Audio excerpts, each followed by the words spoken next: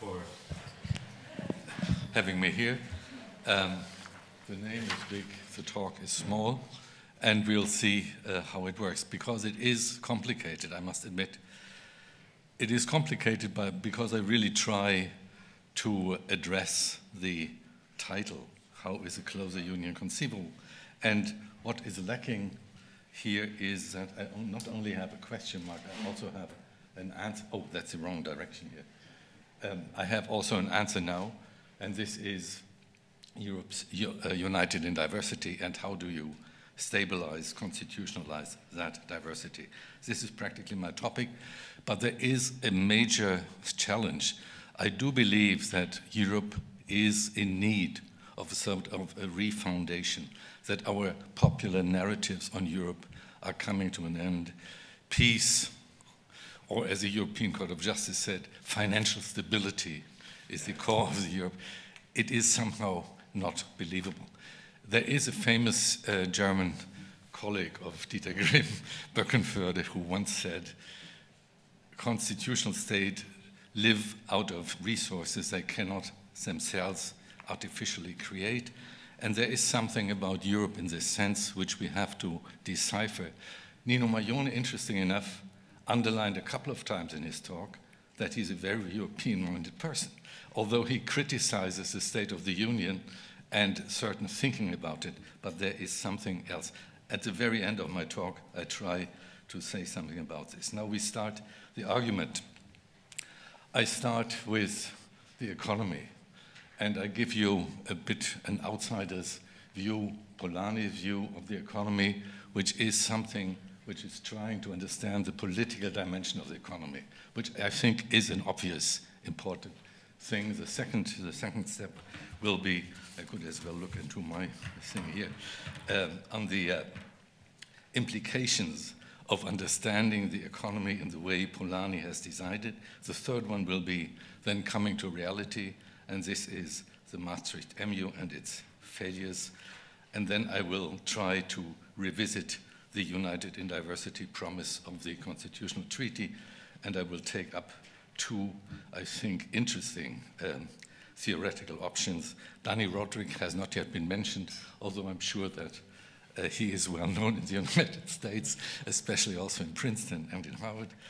And I will try to make sense of what he says and combine it with a recent book, not yet published. This is because only I know it, but I have seen it and I'm quite impressed, about a philosophical theory of democracy in Europe by a Basque scholar, Daniel Innerarity, and then I will come back to my question, what holds Europe together? Now, the first steps are done. We go to Polanyi. He is here, the gentleman on the right. And what are the messages? The messages I have summarized here in a couple of sentences only. And famous is his vision of markets. He is not discrediting markets, only he says markets don't live in isolation.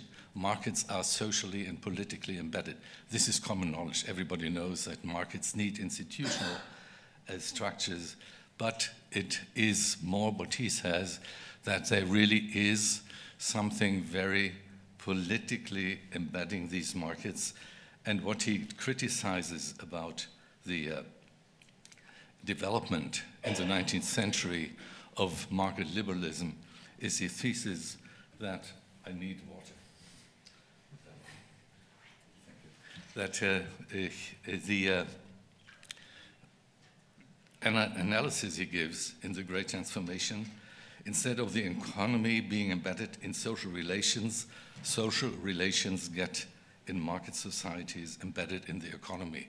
The famous marketization, thank you, the marketization thesis, which is something which we have all, I think, on our mind and can make sense out of it, that relations we have or objectives we pursue are always, so to speak, guided by something which is very, very much oriented towards a market environment pursuing economic objectives, being guided by motivations which fit into the imperatives of the functioning of the market. Now, Polanyi was writing in the war, during the war, and at the end of the war, he foresaw a new future, a second great transformation. And this is a complex story. How did Polanyi envisage the future of globalization? He talked about market economies already as embedded in the global economy, and that was quite amazing. And in 1944, he wrote this sentence, and I only cite this one sentence out of a certain section of his book at the end. With the disappearance of the automatic mechanism of the gold standard, governments will find it possible to tolerate willingly that other nations shape their domestic institutions according to their inclinations, thus transcending the pernicious 19th century dogma of the necessary uniformity of domestic regimes within the orbit of the world economy. Out of the ruins, now he's getting pathetic, out of the ruins of the old world, cornerstones of the new can be seen to emerge. Economic collaboration of governments and the liberty to organize national life at will. What I find really remarkable in this little passage is his, I believe that, of course, economies are not something which emerge automatically according to a certain pattern, which will be dictated by economic rationality only. No, they will be influenced by historical experience, by political preferences, by failures in political action, and so on, and they will be different. It is quite amazing, because Polanyi is such an outsider. I control this with the help of our German Walter Eucken, and you find in Walter Eucken not exactly the same, but you see also that the hero of competitive markets says competition is something which will be very different in the United States, in the UK, in Germany, in France. So this kind of uniformity idea of market polities is one which is in fact very artificial, and these two thinkers, Polanyi and Eucken, are probably probably interesting parallels, which one should, this is going too far, which one, I stay with this for a moment, because when you say you have different kinds of market economies with different political preferences, and you respect in principle the liberty of people to organize the economy at will, then you say you give political power to organize the economy to a politically legitimated body. This at least is implied in my view, and this is why when you go a step further and say, well, what then does this mean at the international level? It can only mean, I would say, what Polanyi says in the last sentence. It means that you cannot impose uniformity, because this would not be in line with the idea that people organize their economic life at will, at political decisions, but that they really follow some prefabricated or imposed pattern. I will come back to that, because I think it is a very focused thing. Now, we go to the Maastricht Treaty, and this has been mentioned often enough before. The Maastricht Treaty was, in fact, a very, very dubious and deficient construction. You all know this had been mentioned a couple of times in this conference. Monetary policy remains European or becomes European. Uniformity of monetary policy for a whole range of very different economies. This is a difficult idea, and it is indeed one which is not sustainable. Now, what did we observe when it came into being? First of all, we must say the Maastricht Treaty was in a way full of wisdom, because the designers of the treaty apparently realized that that what they expected, or that they what they promised, that there would be one converging economy in the European Union, would not happen, that this would be a fiction which will not be the kind of governance we get. On the Other things they had very loose coordinative principles. There is a duty to cooperate, there is a Stability and Growth Pact, but both this duty to cooperate is soft law, and the Stability and Growth Pact of 1997 was soft law. Nobody had ever the idea that this could be implemented. It was not implemented. Now, what were the options? The designers of the treaty, particularly the Germans, were so fond of European monetary policy committed to price stability. Now, if you don't have a political authority ensuring that this objective will be pursued, you have to look for somebody else doing it for you. Who is this somebody else? Financial markets. Financial markets will observe the behavior of the countries, especially in the south, and will see to it that if they do not comply with the discipline which you need under a common currency, then they will punish you through higher interest rates.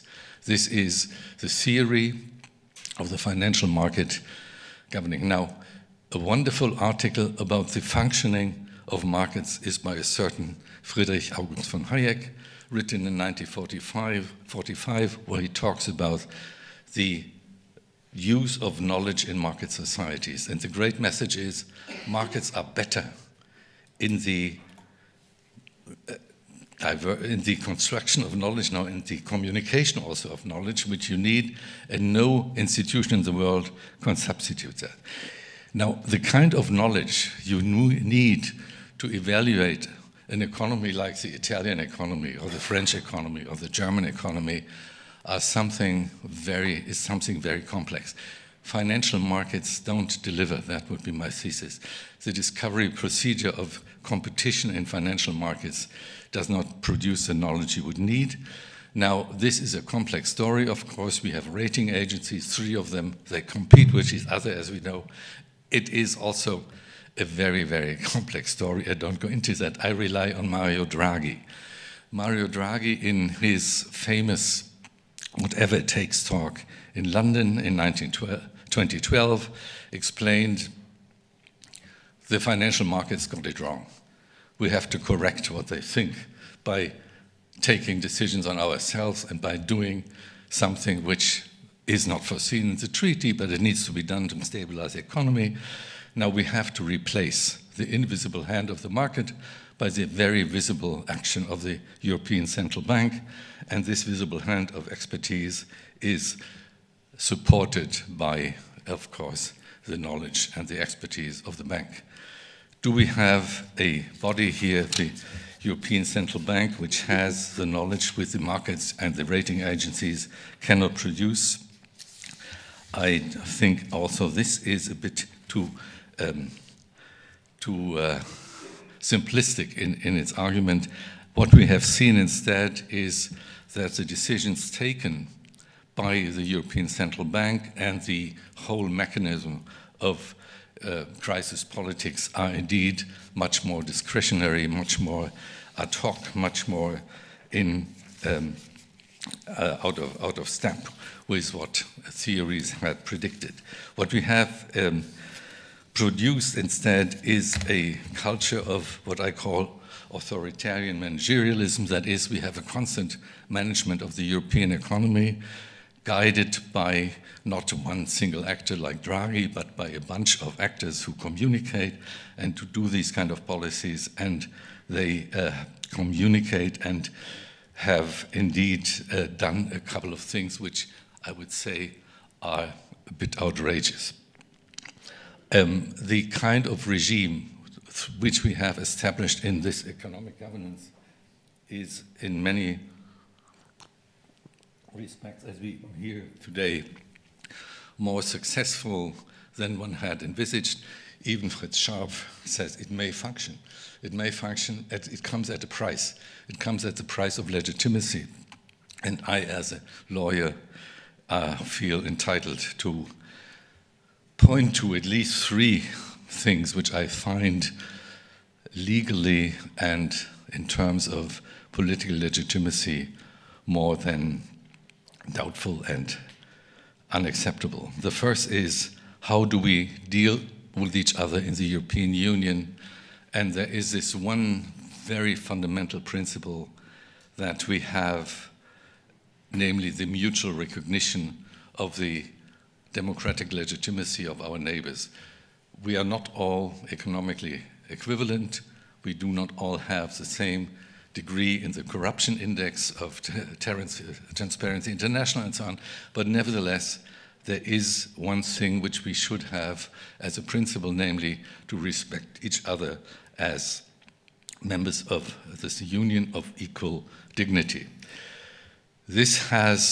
Equality has been turned into a symmetry between North and South, and the treatment, say, of Greece in the financial crisis is anything but respectful and deplorable.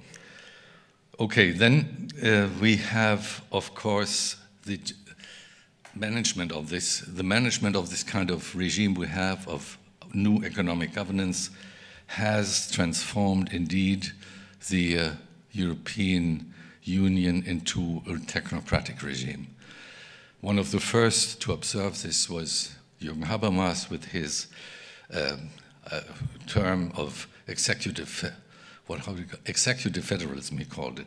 But he has also written a lot all his life about the deficiencies of technocracy, and certainly it is an enormous power. There is no bank in the world of a similar independence and a similar power as a bank. The bank is, so to speak, the highlight of all that.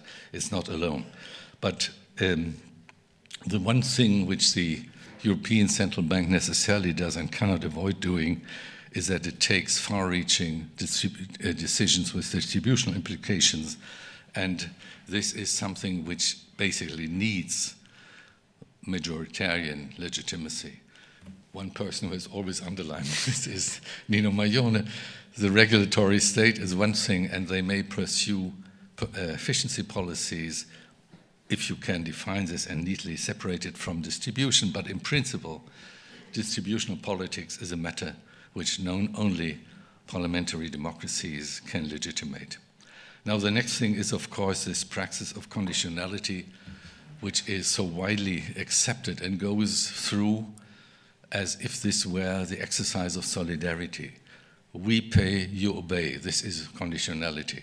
And it is something which is not really in line with the idea of a union bound to pursue or being guided by democracy policy. Now, I could go on. We have in the treaty the commitment to a social market economy, a problematic concept, certainly, but certainly not a commitment to austerity politics. The list could be longer. I have taken these three, which I find particularly damaging. Now, let us go to what do we do as an alternative. This is always what you are asked, and some people this morning said, I refuse to tell you how we get out of this. I don't refuse totally.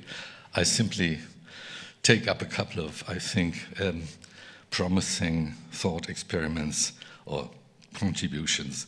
And the first one is the American political economist Danny Roderick, who was for a while in Princeton, but basically he is from Harvard, and he's back to Harvard by now. Now, he has developed an interesting theorem, which he calls the trilemma thesis. The trilemma thesis is on the table now. The trilemma thesis is written for the globalization process. You cannot have three things at once: autonomy, state autonomy, democratic politics, and deep economic integration. You can only have two of these. Either political integration catches up with economic integration, or economic integration needs to be scaled back. The problem is, if you look at that for the world economy, there you have this problem where the integration or globalization goes too far. But Roderick has brought this thesis, and I think quite plausibly also to the European Union, where he looks at the Union and says, the European Union provides an example exactly for his trilemma thesis. The European Union faces the alternative of either taking this big step towards federalization or dismantle its economic integration. This is his analysis, and it is a typically American analysis, I would say. The idea that Europe could become a federation, I don't know how seriously he proposes that. He's too insightful. It's part of a provocation also, I think. Anyway, this is his dilemma and trilemma thesis. If we want to get out of that, we have to indeed think about an alternative to these two, either dismantle economic integration or take the big jump forward and do an economic federation. If we realize that we don't want to become nation states again, and that we also realize that we cannot create a federation under present conditions, then I must say we need the third way, and the third way I have with relation to Polanyi characterized as cooperation, or you can say a kind of cooperation between the member states of the Union, which is not guided by or dominated by some prefabricated supranational law, but it's one which needs to build upon the creative exercises of people working on the problems concerned. Now, I have, fortunately enough, one, I think, serious philosopher who supports such a view recently in a book, which I have happened to see already before it's published next month. This is a Spanish or Basquian or whatever philosopher who has written his PhD with Jürgen Habermas, so he's very much influenced by this theory of deliberative democracy, and he tries to make sense out of the Habermasian theory in the European context. Now, contrary to Habermas, who really is, if you look at him, Europe has to become a transnational democracy. This is not a federation, he said, but it is nevertheless something which is operating for the whole of Europe. Now, linearity is much more subtle. He believes that the many, many interactions in Europe, the many, many problems to be resolved through deliberative interaction, problem-solving exercises, that this is defining the European Union as a specific polity with a democratic potential. It is a transnational, in the sense of transnational state, but it's a democracy built out of cooperation under certain. Somebody mentioned this morning the fair globalization or fair free trade. It is the idea that you can indeed, through a downscaling of the dedication to ever deeper economic integration, create room for political compromise and political cooperation. Is the third way simply an utopia? This is a good question. I come back to Birkenförde. Can a third way be practically workable? Nobody can know, but I would not say we can reject it out of hand. We do know that if in Europe this culture of cooperation can flourish, it will need to build on resources which are at this time not very well visible, but I still believe that there is something in the European Union which especially the younger generation appreciates very much. It is in my school, the Hertie School. I don't know any student who would not be somehow committed to the European project without, therefore, being one of these Europe is wonderful, hurrah, Europa kind of people. No, much more critical and much more subtle in their appreciation of what Europe means. Okay, I hope for this kind of mentality, something which keeps Europe together. I contrasted with the most famous of European lawyers, Joseph Weiler, and it is quite an experience to go through the development of his writings from early on. I still think that his first article, published in 1987, on supranationalism and intergovernmentalism, is probably his most insightful analysis of the functioning of the European community at the time, the small community of 6. But what he said was, certainly we need a supranational law and we need respect for this law, but this law can only function if it is at the same time accompanied and supported by intergovernmentalism, by political bargaining, by political support. This was his first message. It then became, it was community, what he called it. It needs community embedded in these member states. He later turned it down to peace, welfare, and supranationalism. This was in line with the Maastricht Treaty. The most recent pronouncement is political messianism. I don't know what this really is. I think it's a bit Schmittian. It has a Schmittian touch. Political messianism keeps the union together. Okay, somebody else will find out.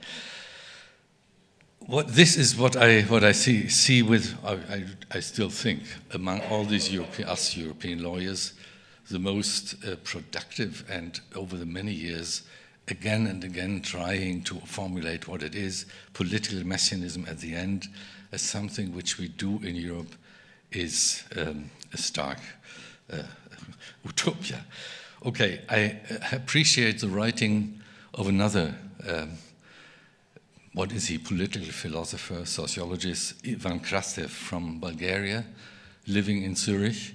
And he has written, by the way, a very insightful article on populism.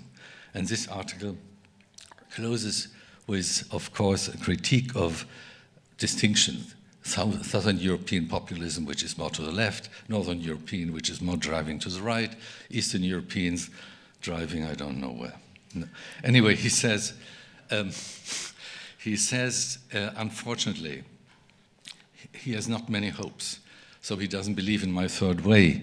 But what he ends up with is a prediction that we will get a democracy without choices. This is what the Greeks already have got. Sovereignty without meaning, what we have also in many parts of Europe. And Europeanization without legitimacy. These three things are really ugly. Democracy without choices, sovereignty without meaning, Europeanization without legitimacy. If we don't follow this kind of a really apocalyptic vision, we would say there is no other way than we have to indeed try and put our efforts and trust into cooperative relationships within the European Union. No other way out. Thank you very much.